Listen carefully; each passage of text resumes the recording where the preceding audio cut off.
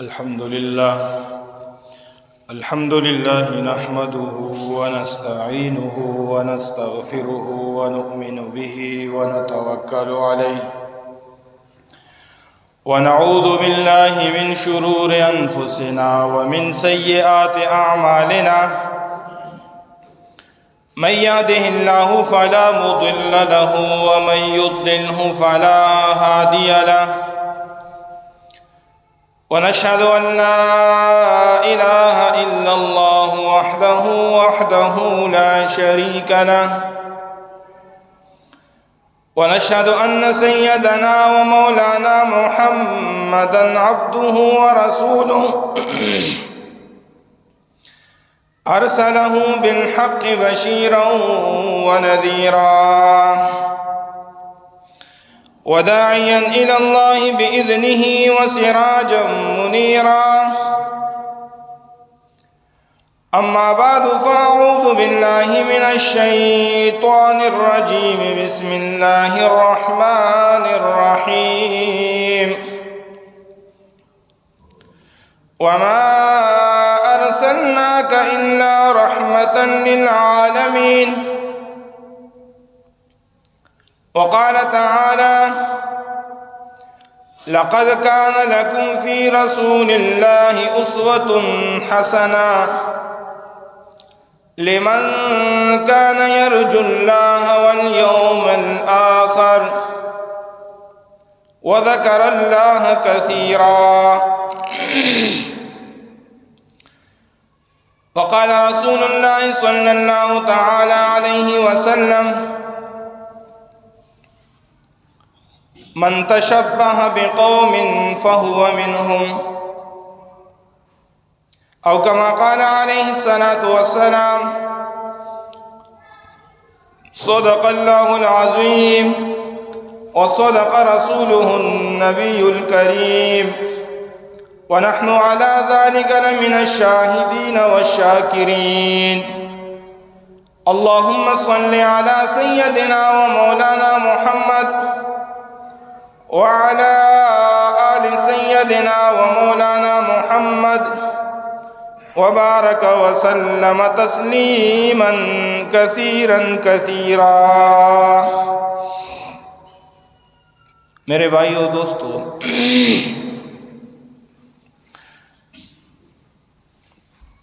نبی علیہ السلام جس مبارک مہینے میں اس دنیا کے اندر تشریف لائے،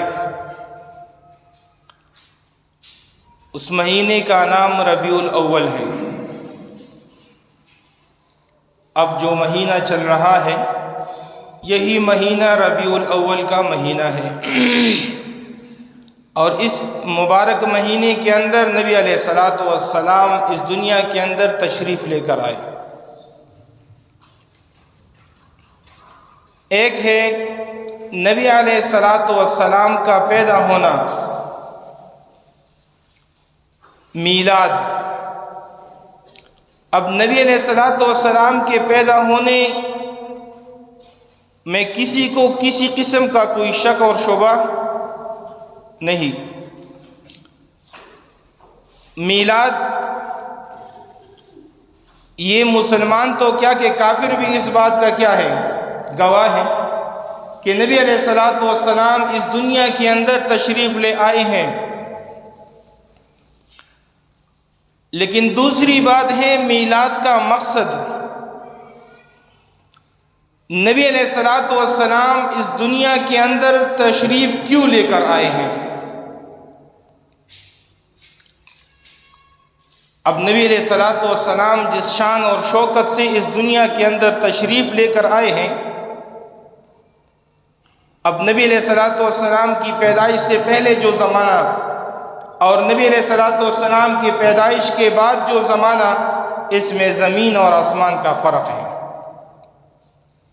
ربیع الاول، ربیع کہتے بہار کو۔ جس طرح بہار کا موسم آتا ہے تو ہر کوئی خوش ہو جاتا ہے، درخت سرسبز و شاداب ہو جاتے ہیں، ہر طرف سے سبزہ اگنے لگ جاتا ہے، تر و تازگی پیدا ہو جاتی ہے، اور خزاں کے اندر ہر طرف ہر چیز مرجائی مرجائی نظر آتی ہے۔ تو نبی علیہ الصلوۃ والسلام کی پیدائش سے پہلے ہر چیز مرجائی ہوئی تھی، یہاں تک کہ انسانیت بھی مر گئی تھی۔ بائی بائی کا دشمن، بائی بائی کے کوپڑی میں شراب اور خون پینے والا، چھوٹی چھوٹی باتوں پر سالوں سال دشمنیاں ہوتی تھی، اور ہر قسم کی جہالت۔ لیکن نبی علیہ الصلوۃ والسلام جب تشریف لے کر آئے، حضرت آمنہ رضی اللہ تعالیٰ عنہ نبی علیہ الصلوۃ والسلام کی والدہ محترمہ فرماتی ہے کہ جب نبی علیہ الصلوۃ والسلام میرے پیٹ میں موجود تھے، اب دنیا میں تشریف نہیں لے کر آئے تھے، تو نبی علیہ الصلوۃ والسلام پیٹ میں موجود ہونے کی وجہ سے میرے جسم سے عجیب قسم کی خوشبو آتی تھی۔ عبد المطلب کبھی غصے بھی ہو جایا کرتے تھے کہ آپ کا شوہر مر گیا ہے اور آپ پھر بھی خوشبو لگاتی ہو، لیکن حضرت آمنہ فرماتی ہے کہ میں کسی قسم کی کوئی خوشبو استعمال نہیں کرتی تھی، لیکن اس کے باوجود بھی میرے جسم سے عجیب قسم کی خوشبو آتی تھی۔ اور محمد رسول اللہ صلی اللہ علیہ وسلم جب میرے پیٹ کے اندر تھے تو درخت مجھے خود سلام کیا کرتے تھے، جن پہاڑوں سے گزر جاتی تھی وہ پہاڑوں کے پتھر مجھے سلام کرتے تھے۔ اور جب نبی علیہ الصلوۃ والسلام جس رات دنیا کے اندر تشریف لے کر آئے، اللہ رب العزت نے کفر اور شرک اس دن سے اللہ رب العزت نے بجھانا شروع کر دیا۔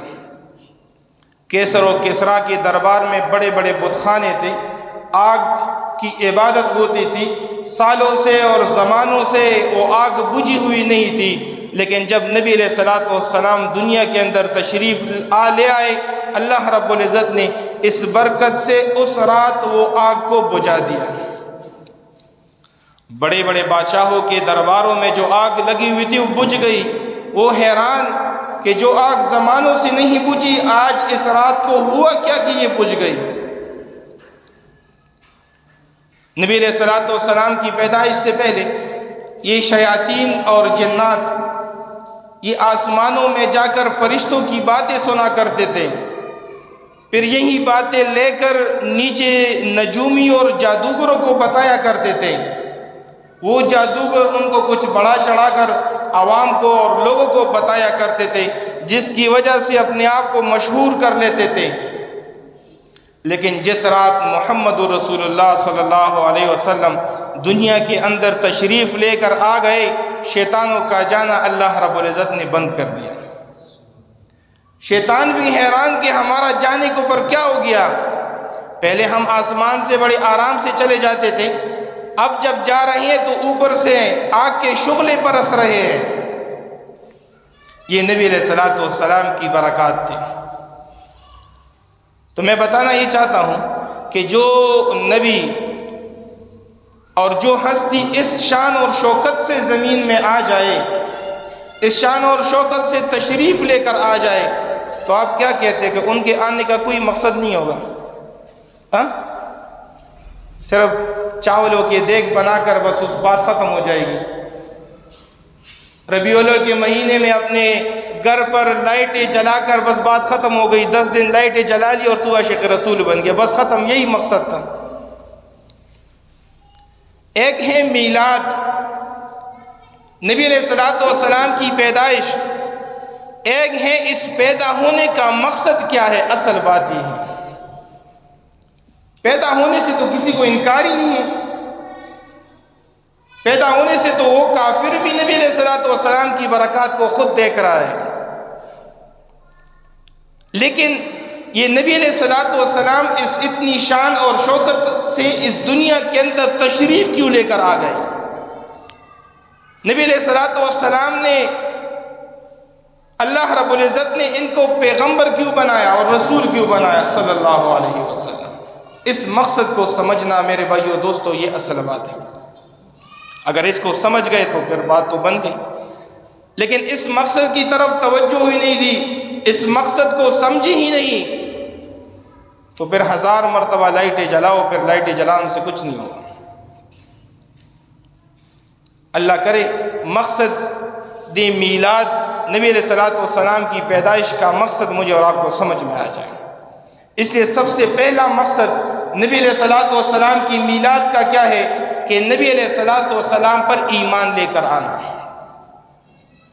اگر نبی علیہ الصلوۃ والسلام پر ایمان نہیں تو پھر اگر آپ اللہ پر بھی ایمان لے کر آئیں گے لیکن آپ کا ایمان مکمل نہیں۔ اشہد ان لا الہ الا اللہ واشہد ان محمدا عبدہ ورسولہ، واشہد ان محمدا عبدہ ورسولہ اگر ساتھ نہیں لگاؤ گے تو اشہد ان لا الہ الا اللہ پڑھنا بھی کسی فائدہ میں نہیں۔ تو سب سے پہلے جو مقصد ہے نبی علیہ الصلوۃ والسلام کی میلاد کا، وہ میلاد کا مقصد یہ ہے کہ نبی علیہ الصلوۃ والسلام پر ایمان لے کر آنا۔ اور یہ نبی علیہ الصلوۃ والسلام پر ایمان لانا اتنا ضروری اور اتنا اہم ہے کہ نبی اللہ رب العزت نے تمام انبیاء علیہ الصلوۃ والسلام سے اس بات کا وعدہ کیا تھا کہ جب میں نے تمہیں کتابیں دی تو پھر کتابوں دینے کے بعد پھر اللہ رب العزت نے ان سے یہ عہد لیا اذ جاءکم رسول لتؤمنن به ولتنصرنه کہ اگر تمہارے زمانے کے اندر وہ رسول آ جائے جو آخری پیغمبر ہوگا، اس پیغمبر کا زمانہ تمہیں مل جائے، تم نے اس پر ایمان بھی لے کر آنا ہے، وَلَتَنْصُرُنَّهُ تم نے اس کا مدد بھی کرنا ہے۔ اس لیے نبی علیہ الصلوۃ والسلام پر ایمان لانا سب سے پہلا شرط ہے۔ میلاد مناؤ، لیکن میلاد مناتے ہوئے اگر آپ ایمان میں مکمل نہ ہو تو میلاد منانے کا کوئی فائدہ نہیں۔ اور اس کی مثال بڑی آسان اور واضح ہے۔ ایک ہے ابو لہب جو نبی علیہ الصلوۃ والسلام کا چچا ہے، ایک ہے حضرت ابوبکر صدیق رضی اللہ تعالیٰ عنہ جو نبی علیہ الصلوۃ والسلام کے خاندان میں سے نہیں ہیں۔ ابو لہب قریشی ہیں، حضرت ابوبکر صدیق قریشی نہیں ہیں۔ ابو لہب کے ساتھ رشتہ ہے خونی رشتہ، ابو بکر کے ساتھ خونی رشتہ نہیں ہے۔ اب دونوں کے عمل میں بھی فرق ہے۔ ابو لہب نے میلاد منایا ہے کہ جب نبی علیہ الصلوۃ والسلام دنیا کے اندر تشریف لے کر آئے اور ابو لہب کو پتہ چلا کہ میرا بھتیجا پیدا ہوا ہے، اس نے اس خوشی میں ایک باندی کو آزاد کر دیا۔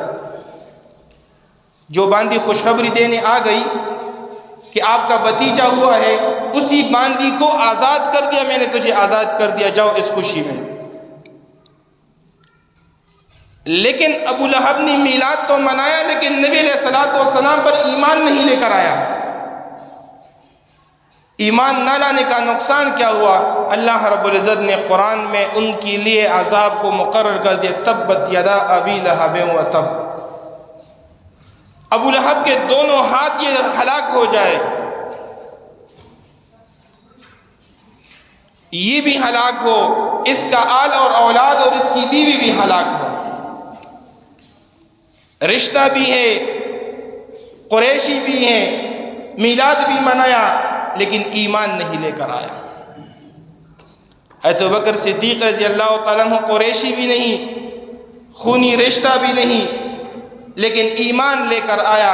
اللہ رب العزت نے قرآن میں اس ایمان لانے کا، اس مال خرچ کرنے کا اللہ رب العزت نے قرآن میں تذکیر کیا۔ اس لیے میرے بھائیو اور دوستو، نبی علیہ الصلوۃ والسلام پر ایمان لے کر آنا یہ سب سے پہلے شرط ہے۔ یہی مقصد ہے نبی علیہ الصلوۃ والسلام کے اس دنیا میں آنے کا۔ اگر ایمان نہ ہو تو میلاد 1000 مرتبہ مناؤ، تمہاری میلاد کسی کام کا کچھ بھی نہیں۔ اب ایمان بالکل خالص ہونا چاہیے کہ اللہ رب العزت پر ایمان ہو تو اللہ رب العزت کے ساتھ ذات اور صفات میں کسی کو شریک کرنے کی اجازت نہیں۔ اللہ کی خالقیت میں، اللہ کی مالکیت میں، اللہ کی رازقیت میں عزت اور ذلت اللہ کے ہاتھ میں ہے۔ بچے دینے والا اللہ ہے اور تمام کائنات کو پالنے والا بھی اللہ ہے، اس چیز کے اندر اللہ کے علاوہ کسی اور کو شریک کرنا، اس کو مومن اور مسلمان نہیں کہہ سکتے۔ ایمان ایسا ہو اور محمد رسول اللہ صلی اللہ علیہ وسلم اللہ رب العزت کا سچا پیغمبر ہے اور آخری پیغمبر ہے، سچا پیغمبر بھی ہے اور آخری پیغمبر بھی ہے۔ دوسرا مقصد میلاد کا کیا ہے؟ پہلا مقصد ہو گیا کہ نبی علیہ الصلوۃ والسلام پر ایمان لے کر آنا۔ دوسرا مقصد میلاد کا یہ ہے کہ نبی علیہ الصلوۃ والسلام کی تعظیم کرنا، نبی علیہ الصلوۃ والسلام کا ادب کرنا، اور اتنے چھوٹے سے ادب کے لیے بھی نبی علیہ الصلوۃ والسلام کے ادب کو اللہ رب العزت نے صحابہ کو متوجہ فرمایا۔ ایک مرتبہ نبی علیہ الصلوۃ والسلام نے صحابہ کے لیے کچھ دعوت کی، تو دعوت اب تک کھانا تیار نہیں ہوا تھا، تو نبی صحابہ جو تھے پہلے آ گئے۔ پھر کھانے کے بعد جب کھانا کھا لیا تو پھر وہ بیٹھے ہوئے تھے، آپس میں گپ شپ لگا رہے تھے۔ اب اس گپ شپ لگانے کی وجہ سے، کیونکہ نبی علیہ الصلوۃ والسلام کے اور بھی بہت بڑے کام تھے، نبی علیہ الصلوۃ والسلام شرم و حیا کی وجہ سے صحابہ کو یہ نہیں بتا سکتے تھے کہ آپ لوگوں نے کھانا کھا لیا تو اب یہاں سے نکل جاؤ۔ لیکن ساتھ ساتھ تکلیف بھی ہو رہی تھی۔ اللہ رب العزت نے قرآن نازل کر دیا، اذا طعمتم فانتشروا، جب تم کھانا کھاؤ پھر نکلو۔ اور اس کے لیے پھر باتوں کے لیے اور گپ شپ لگانے کے لیے نبی علیہ الصلوۃ والسلام کی محفل میں نہ بیٹھو۔ کیوں؟ کہ نبی علیہ الصلوۃ والسلام حیا کی وجہ سے کچھ نہیں کہہ رہے، لیکن آپ کے بیٹھنے سے ان کو تکلیف ہو رہی، اس لیے کھانا کھانے کے بعد سیدھا جاؤ اپنے کام کرو۔ چھوٹی سی ادب اور چھوٹی سی تکلیف بھی نبی علیہ الصلوۃ والسلام کو نہیں ہونی چاہیے۔ اس لیے جب آیت نازل ہو گئی کہ نبی علیہ الصلوۃ والسلام نے کے سامنے کسی کو اجازت نہیں کہ وہ تیز آواز سے بات کر سکے، اور تیز آواز سے اگر بات کرو گے ان تحبط اعمالکم، تم سب کی اعمال ضائع ہو جائیں گے۔ ایک قوم آ گئی جس کو کسی بات کا پتہ نہیں تھا، انہوں نے باہر سے آواز دی، یا محمد اخرج الینا، اے محمد ہماری طرف نکل آؤ۔ اللہ رب العزت نے قرآن کی آیات نازل کی کہ جب میرے رسول اور میرے حبیب صلی اللہ علیہ وسلم کے ساتھ مخاطب ہوتے ہو اور ان کے ساتھ بات کرتے ہو تو پھر تیز آواز سے بات نہیں کرنا۔ تو اس میں ایک صحابی تھے قیس بن ثابت رضی اللہ تعالیٰ عنہ، ان کے بارے میں نے کہ جہیر الصوت، ان کا آواز پیدائشی تیز تھا۔ کچھ لوگ ہوتے ہیں نا کہ ان کی آواز خود بخود تیز ہوتی ہے، وہ جتنا بھی کنٹرول کرنا چاہے اس کو کنٹرول نہیں کر سکتے۔ تو قیس بن ثابت رضی اللہ تعالیٰ عنہ گھر میں بیٹھ گئے، باہر ہی نہیں نکلتے تھے۔ کسی نے پوچھا کہ قیس بن ثابت آپ باہر نہیں نکلتے؟ تو قیس بن ثابت نے وجہ بتایا کہ اللہ رب العزت نے قرآن کی آیت نازل فرمائی ہے کہ اللہ کی رسول کے سامنے تیز آواز سے نہ بولو۔ اب میری آواز پیدائشی تیز ہے، مجھے کنٹرول نہیں ہے اس پر، اس لیے میں نبی علیہ الصلوۃ والسلام کی محفل میں نہیں آتا۔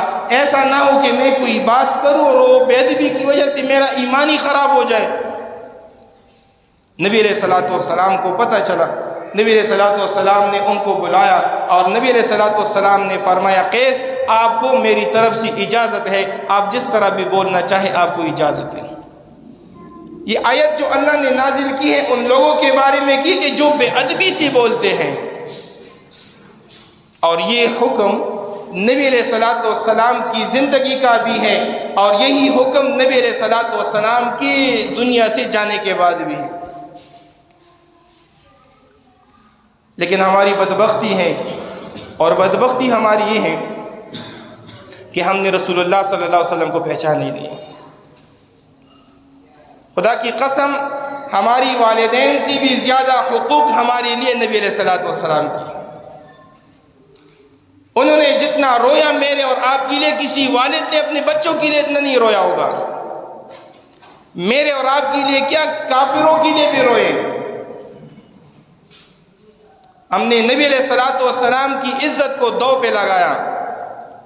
کچھ عرصہ پہلے آپ نے دیکھ لیا نا مسجد نبوی میں صرف پارٹی کے لحاظ سے 2 پارٹیوں والے اپنی پارٹی کو اچھا ثابت کرنے کے لیے نبی علیہ الصلوۃ والسلام کی مسجد کی تعظیم بھی نہیں کی. حالانکہ ایک عربی شاعر نے بڑی عجیب بات کی ہے، فارسی شاعر نے. وہ کہتے کہ با خدا دیوانہ باش، با محمد خوشیار. با خدا دیوانہ باش، اللہ کے بارے میں دیوانہ بن جاؤ. اگر اللہ کے بارے میں آپ کی زبان سے کوئی ایسی بات نکل بھی گئی تو اللہ کہتے کہ پاگل ہے، کہہ دیا تو ٹھیک ہے. با محمد خوشیار، لیکن محمد صلی اللہ علیہ وسلم کے بارے میں زبان سے کوئی بات کرو گے تو اللہ بھی معاف نہیں کرے. اور اس کی مثال کیا دی ہے؟ حضرت موسیٰ علیہ السلام ایک مرتبہ راستے پہ جا رہے تھے تو راستے پر جاتے ہوئے اس نے ایک بندے کی باتیں سنی. کیا کہہ رہا تھا؟ اس نے کہا اے اللہ تو نے اس پوری کائنات کو پیدا کیا ہے، اب اس پوری کائنات کا نظام بھی آپ خود چلا رہے ہو. تو پوری کائنات کو جو نظام چلاتے ہو آپ تو بہت تک جاتے ہو. اگر آپ میرے سامنے ہوتے تو آپ کے ہاتھوں کو دباتا، آپ کے پاؤں کو دباتا، آپ کے بالوں میں تیل لگاتا اور پھر آپ کے بالوں میں کنگھی کرتا. اے اللہ میں آپ کی بڑی خدمت کرتا اگر آپ میرے سامنے ہوتے. حضرت موسیٰ علیہ السلام راستے سے گزر رہے تھے اور راستے پر جب ان باتوں کو سنا موسیٰ علیہ السلام اس بندے کے پاس گئے اور اس کو کہا کہ اللہ کے بارے میں یہ سی باتیں نہ کیا کرو. اللہ جسم سے پاک ہے، اللہ تکاوٹ سے پاک ہے، اللہ اس شکل و صورت سے پاک ہے. تو وہ خاموش ہو گئے، انہوں نے کہا مجھے پتہ نہیں ان باتوں کا. موسیٰ علیہ السلام اور اللہ کی ملاقات ہو گئی. اللہ رب العزت نے موسیٰ علیہ السلام کو کہا اے موسیٰ، وہ بڑی محبت سے مجھے پکار رہا تھا اور اپنے ذہن کے مطابق بڑی پیار سے میرے ساتھ بات کر رہا تھا. تم نے ان کو مسئلہ تو سمجھایا کہ اللہ ان شکل صورت سے پاک ہے، اللہ تکاوٹ سے پاک ہے، لیکن وہ جس محبت سے بات کر رہا تھا وہ محبت ختم ہو گئی، وہ محبت پر باتیں ختم ہو گئی. تو علماء نے لکھا ہے کہ اللہ کے بارے میں کوئی بات کرنی ہے تو با خدا دیوانہ باش، اللہ کے بارے میں دیوانہ بن جاؤ، اللہ تجھے پاگل سمجھ کے معاف کر دے گا. لیکن با محمد ہوشیار، محمد کے بارے میں کوئی زبان سے کوئی غلط بات نکلو گے پھر اللہ بھی تجھے معاف نہیں کرے گا. اس لیے فرمایا کہ اس رسول کے سامنے اگر تم کوئی تیز آواز سے بھی بولو، بے ادبی تو بہت دور کی بات ہے. اس رسول کے سامنے صرف تیز لہجے سے بھی بات کرو، ان تحبط اعمالکم، تم سب کے سارے اعمال ضائع ہو جائیں گے، ختم ہو جائیں گے. تو میلاد کا پہلا مقصد کیا ہے کہ نبی علیہ السلام پر ایمان لے کر آنا. دوسرا مقصد میلاد کا کیا ہے کہ نبی علیہ السلام کا ادب کرنا. اب لائٹیں تو جلاؤ لیکن نبی علیہ السلام کی عظمت کتنی ہے دل میں، نبی علیہ السلام کے نام کا ادب کتنا کرتے ہیں، نبی علیہ السلام کی سنتوں کا ادب کتنا کرتے ہیں. اس کے بعد پھر لائٹیں جلاؤ. تیسرا مقصد نبی علیہ السلام کو اللہ نے کیوں پیدا کیا، وہ تیسرا مقصد میلاد کا ہی ہے کہ نبی علیہ السلام کے ساتھ محبت ہو. نبی علیہ السلام نے حضرت عمر سے پوچھا اے عمر کتنی محبت کرتے ہو میرے ساتھ؟ اس نے کہا اللہ کے رسول اپنے آپ سے محبت کرتا ہوں پہلے، اس کے بعد پھر آپ سے محبت کرتا ہوں. نبی علیہ السلام نے فرمایا اے عمر ایسی محبت مجھے قابل قبول نہیں. جب نبی علیہ السلام یہ بات بتا رہے تھے ان باتوں کے درمیان حضرت عمر نے دوبارہ کہا اے اللہ کے رسول مجھے آپ اپنی جان سے، اپنے والد سے، اپنے بچوں سے، اپنے مال سے، پوری دنیا سے سب سے زیادہ محبوب آپ ہو. تو اس کے بعد نبی علیہ السلام نے فرمایا الآن یا عمر، الآن یا عمر، اے عمر اب تمہاری بات صحیح ہے. تو پوری دنیا ایک طرف اور محمد رسول اللہ دوسری طرف صلی اللہ علیہ وسلم. لیکن یہ محبت جو صحابہ نے کی ہے اور جو نمونہ اور نقشہ اللہ رب العزت نے مجھے اور آپ کو دکھایا ہے اس طرح کی محبت ہونی چاہیے۔ ابو ایوب انصاری رضی اللہ تعالیٰ عنہ جب نبی علیہ الصلوۃ والسلام مدینہ منورہ تشریف لے کر آئے تو سب کہہ رہے تھے کہ ہمارے گھر تشریف لے کر آئے، ہمارے گھر تشریف لے کر آئے۔ نبی علیہ الصلوۃ والسلام نے فرمایا کہ اس اونٹنی کو اللہ کی طرف سے حکم ہے، جہاں پر جس گھر کے سامنے میری اونٹنی رکے گی وہاں پر میں قیام کروں گا۔ اور یہ اونٹنی آ گئی، حضرت ابو ایوب انصاری رضی اللہ عنہ گھر کے سامنے رک گئی۔ اب وہ مکان 2 منزلہ مکان تھا، نبی علیہ الصلوۃ والسلام نیچے تھے اور حضرت ابو ایوب انصاری رضی اللہ عنہ اوپر تھے۔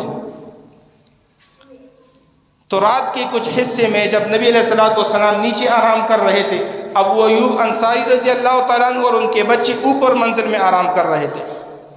رات کے کچھ حصے میں یاد آ گیا کہ میں تو نبی علیہ الصلوۃ والسلام کی بے ادبی کر رہا ہوں، نبی علیہ الصلوۃ والسلام نیچے سو رہے اور میں اوپر سو رہا ہوں، یہ کیسے ہو سکتا ہے؟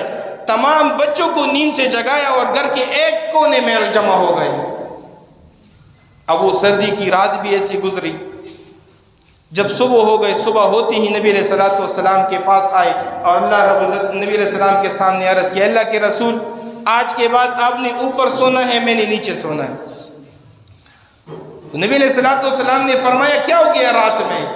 انہوں نے کہا رات کو کچھ نہیں ہوا، لیکن آپ نیچے ہو اور میں آپ کے جسم اطہر کی اوپر سو جاؤں اوپر چھت میں، یہ مجھے گوارا نہیں کر سکتا۔ اس طرح کی محبت ہونی چاہیے۔ ابو عمارہ یہ ایک عورت ہیں، احد کی لڑائی میں مصعب ابن عمیر رضی اللہ تعالیٰ عنہ یہ فرماتے ہیں اس وقت تک پردے کا حکم نہیں تھا، یہ جو ہم کہتے ہیں نا کہ شانہ بشانہ کھڑا ہونا چاہیے عورت کو، سمجھ گئے نا؟ اس وقت پردے کا حکم نہیں تھا، شانہ بشانہ زون کے دفتر میں لڑکیوں کو بٹھاؤ کہ پھر کچھ کام نہ بھی ہو تو جوانوں کو صرف لڑکی کو دیکھنے کے لیے چلا جائے، سمجھ گئے؟ جس بس میں اچھی سی لڑکی ہو اس بس میں سفر کرنے میں مزہ آتا ہے۔ بے حیائی کی ہر قسم کی حالات آج دن بدن بڑھتے جا رہے ہیں اور ان کے لیے سہولت پیدا کی جا رہی ہے، میں اور آپ بھی خاموش ہیں، کیا کریں؟ تو ام عمارہ فرماتی کہ اس وقت تک پردے کا حکم نہیں تھا، احد کے بعد پھر اللہ تعالیٰ نے پردے کا حکم نازل کیا۔ ام عمارہ فرماتی ہے کہ میں زخمیوں کو پانی پلا رہی تھی، احد میں نبی علیہ الصلوۃ والسلام بھی زخمی ہوئے تھے، تو مصعب ابن عمیر رضی اللہ تعالیٰ عنہ نے آواز دی کہ ام عمارہ ادھر آ جاؤ، اور نبی علیہ الصلوۃ والسلام کے آس پاس جو صحابہ تھے وہ شہید ہو گئے تھے۔ ام عمارہ فرماتے کہ کافر آ گیا ابن قمہ، اور وہ لگ کر نبی علیہ الصلوۃ والسلام پر وار کرنا چاہتا تھا، لیکن میں اس وار کے سامنے کڑی ہو گئی، اس بدبخت کا وار میرے بائیں ہاتھ پہ لگ گیا، جس کی وجہ سے میرا ہاتھ زخمی ہوا۔ اتنے میں مجھے اپنا بیٹا نظر آیا حبیب رضی اللہ تعالیٰ عنہ، میں نے حبیب کو آواز دیا کہ آؤ نبی علیہ الصلوۃ والسلام کی حفاظت کے لیے کھڑے ہو جاؤ۔ یہ بچہ تھا، وہ کافر بدبخت قوی بھی تھا۔ حبیب رضی اللہ تعالیٰ عنہ اور اس کافر کی بیچ میں لڑائی ہو گئی، لڑائی ہوتے ہوتے حضرت حبیب رضی اللہ عنہ کا ایک ہاتھ کٹ گیا بیچ میں۔ ام عمارہ فرماتی ہے کہ میں جا کر سر کا دوپٹہ لیا، اس دوپٹے سے اپنے بچے کے ہاتھ کو باندھا اور اس کو خود کھڑا کر دیا اور فرمایا اگر تو زندہ ہو اور نبی علیہ الصلوۃ والسلام کو پر ایک کانٹا بھی چھپے میں تجھے نہیں بخشوں گی۔ یہ کون کہہ رہی ہے؟ اپنی ماں کہہ رہی ہے۔ آج ماں کہتے داڑھی نہ رکھو پھر تجھے کوئی بچی نہیں، لڑکی نہیں دے گا، اس ماں پر بھی لعنت ہو۔ اس مسلمان ماں کو بھی شرم آنی چاہیے، اس مسلمان ماں کو بھی شرم آنی چاہیے کہ نماز کا بھی وقت ہو گیا، ٹیوشن کا بھی وقت ہو گیا، یہ کہتے چلو نماز بعد میں پڑھو گے، ٹیوشن لے کے چلے جاؤ۔ یہ نماز جب مجھے اور آپ تک پہنچا ویسے نہیں پہنچا، یہ نماز، یہ روزہ، یہ آج جو ہم مسجد میں بیٹھ کر الحمدللہ اللہ کا نام لے رہی ویسے نہیں ہوا، اس پر بہت ساری ماؤں نے اپنے بچوں کو قربان کر دیا ہے، بہت ساری عورتوں نے اپنے شوہروں کو قربان کر دیا ہے۔ اس لیے میلاد کا مقصد کیا ہے؟ میلاد کا مقصد یہ کہ نبی علیہ الصلوۃ والسلام کے ساتھ محبت ہو۔ اب محبت، اس کے اثرات کیا ہیں؟ ایک بچہ کیا اور اپنے باپ کو کہتا ہے کہ میں تجھ سے محبت کرتا ہوں، ٹھیک ہے، باپ نے بچے کو کہا چلو پانی تو پلاؤ، بیٹا کہتے بابا تجھ سے بڑی محبت ہے، پانی چھوڑو، تجھ سے محبت مجھے بہت زیادہ ہے۔ بیٹا کہتے چلو، باپ کہتے دکان سے کوئی چیز لے کر آؤ، یہ کہتے بابا مجھے محبت تجھ سے بہت بڑا ہے۔ یہ محبت قابل قبول ہے؟ ہاں جاگو نا بھائی، قابل قبول ہے؟ نبی علیہ السلام کے ساتھ محبت ہے، لیکن داڑھی میں فرنچ داڑھی بناؤں گا تاکہ میں نظر آ جاؤں کہ میں یہودی ہوں۔ پھر باپ کو بھی شرم نہیں آتی، باپ کو بھی نبی علیہ السلام کی سنت پر اتنی غیرت بھی نہیں آتی کہ اس بیٹے کو یہ تو بتائے بدبخت داڑھی میں تو ڈیزائن بناتا ہے، نبی علیہ السلام کی سنت کا اس طرح مذاق اڑاتا ہے۔ میں تو کہتا ہوں اس بچے کو آگ کرنا چاہیے کہ جاؤ، جب تو محمد رسول اللہ کا نہ ہوا تو پھر میرا کیا کام آئے گا؟ آ سکتا ہے؟ جس نے راتوں کو رویا اس 1400 سال بعد آنے والے کو، آج وہ اس کی داڑھی کا مذاق اڑا رہا ہے۔ اور یہ غور سے سنو، چاہے آپ ناراض ہو یا راضی ہو، ایک مٹھی داڑھی رکھنا واجب ہے۔ کوئی بلیڈ سے کاٹتا ہے وہ بھی گناہگار، کوئی ایک مٹھی سے کم کرتا ہے وہ بھی گناہگار۔ نہیں ہے یقین تو جا کر جدھر دیکھنے کتابوں میں دیکھ لو۔ اگر ایک ٹماٹر خریدنے کے لیے 3 قسم کی ریڑھیوں کے چکر لگا سکتے ہو تو داڑھی کے لیے آپ نہیں دیکھ سکتے کتابیں، خود جا کے دیکھو نا۔ کسی کو یقین نہیں ہے کہ ایک مٹھی داڑھی رکھنا ہے تو پھر جمعے کے بعد آ جاؤ انشاءاللہ، میں گھر لے کے جاتا ہوں، کتابیں دکھاتا ہوں۔ اس لیے میلاد کا مقصد گھر کے سامنے لائٹیں جلانا نہیں، میلاد کا مقصد ہے نبی علیہ السلام کے ساتھ محبت کرنا، اور محبت کا اثر کیا ہوگا کہ نبی علیہ السلام کی پیروی ہوگی۔ اس لیے بڑا خطرناک مسئلہ ہے۔ علماء نے لکھا ہے اگر کوئی داڑھی کاٹ دے، داڑھی کاٹنے کے بعد اگر وہ شیشے میں اپنے چہرے پر ہاتھ میں لے کے ابھی ماشاءاللہ اچھا لگتا ہوں، یہ ایمان سے فارغ ہو گیا، یہ ایمان سے فارغ ہو گیا۔ یہ اتنا آسان کام تو نہیں اللہ کے بندوں کہ ہم کہتے ہیں لا الہ الا اللہ محمد رسول اللہ پڑھ لیا اب کروں گا وہ جو میں چاہوں، نہیں، ہم تو بند ہیں اللہ کے حکموں اور نبی علیہ السلام کے طریقوں میں۔ تو نبی علیہ السلام کی میلاد کا پہلا مقصد کیا ہے؟ نبی علیہ السلام پر ایمان لے کر آنا۔ دوسرا مقصد میلاد کا کیا ہے کہ نبی علیہ السلام کا ادب کرنا۔ تیسرا مقصد کیا ہے کہ نبی علیہ السلام کے ساتھ محبت کرنا۔ اور چوتھا مقصد نبی علیہ السلام کی میلاد کا کیا ہے کہ نبی علیہ السلام کی تابعداری اور پیروی کرنا۔ اور پانچواں مقصد علماء نے لکھا ہے کہ نبی علیہ السلام کی میلاد کا پانچواں مقصد یہ ہے کہ نبی علیہ السلام پر درود پڑھنا۔ یہ درود پڑھنا کوئی مستحب عمل نہیں، یہ نبی علیہ السلام کی حقوق میں سے باقاعدہ ایک حق ہے ہمارے اوپر۔ اور نبی علیہ السلام راتوں کو اٹھ کر ہمارے لیے دعائیں کرتے تھے۔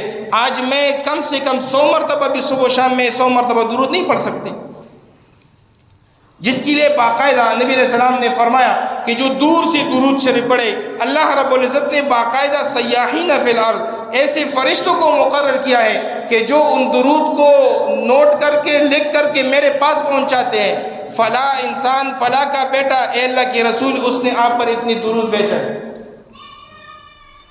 اور جو قریب آ کر میرے روزے پر مجھ پر درود پڑھتا ہے سمعتہ، نبی علیہ السلام نے فرمایا میں اس کو سنتا بھی ہوں اور اس کا جواب بھی دیتا ہوں۔ اس لیے عمر بن عبدالعزیز رحمۃ اللہ علیہ کا ایک سال خود حج پہ جایا کرتے تھے، جا کر نبی علیہ السلام کے روزے پر درود پڑھتے تھے۔ ایک سال جو جہاد کرتے تھے، جہاد کی نگرانی کرتے تھے، جس سال حج پہ نہیں جایا کرتے تھے پھر خود اپنے خرچے سے ایک جماعت تیار کرتا، ان کے لیے سواری مہیا کرتا، ان کے اخراجات دیتا، اور ان کو رخصت کر کے کیا کہتا، جب تم جاؤ نا تو نبی علیہ السلام کے روزے پر میرا درود بھی پڑھو، میرا سلام بھی پڑھو۔ اس لیے یہ 5 چیزیں، یہ 5 مقاصد اگر زندگی میں نہیں تو آپ سمجھ لو کہ آپ نبی علیہ السلام کی میلاد منانے والے بھی نہیں۔ اور آج کل جو میلاد منانے کے جو قصے کہانیاں مشہور ہو گئی، باقاعدہ طور پر کیک بنایا جاتا ہے، اس پر نام لکھا جاتا ہے، اس پر گنبد خضراء کی تصویر بنائی جاتی ہے، خانہ کعبہ کی تصویر بنائی جاتی ہے۔ وہ بدبخت کرتے کیا ہے؟ اسی گنبد خضراء کی تصویر پر چوری رکھ کر کاٹ کر کھا لیتے ہیں۔ یہ میرے بھائیو دوستو، آپ یہ ہر کسی کے پاس موبائل ہے، دیکھتے رہتے ہیں۔ اب وہاں پر میلاد النبی، جشن میلاد النبی کے بینر لگے ہوتے ہیں، ادھر آ کر لڑکا اور لڑکی ناچتے رہتے ہیں۔ اس لیے میرے بھائیو دوستو، قرآن اور حدیث کی طرف آ جاؤ، اپنی زندگی کو قرآن اور حدیث کے لے کر آؤ، اپنا صبح اور اپنا شام قرآن پر پیش کر لو۔ اگر قرآن اس کو قبول کرتا ہے تو بہت اچھی بات، لیکن اگر اس لیے قرآن کے ساتھ کسی کی رشتہ داری نہیں، قرآن کے ساتھ کسی کی رشتہ داری نہیں۔ قرآن کا ان اکرمکم عند اللہ اتقاکم، تم میں سے بہترین بندہ وہ ہے، عزت دار بندہ وہ ہے جو سب سے بڑا تقوی دار ہے۔ اللہ تعالیٰ مجھے اور آپ کو عمل کی توفیق عطا فرمائے۔ وآخر دعوانا ان الحمدللہ رب العالمین۔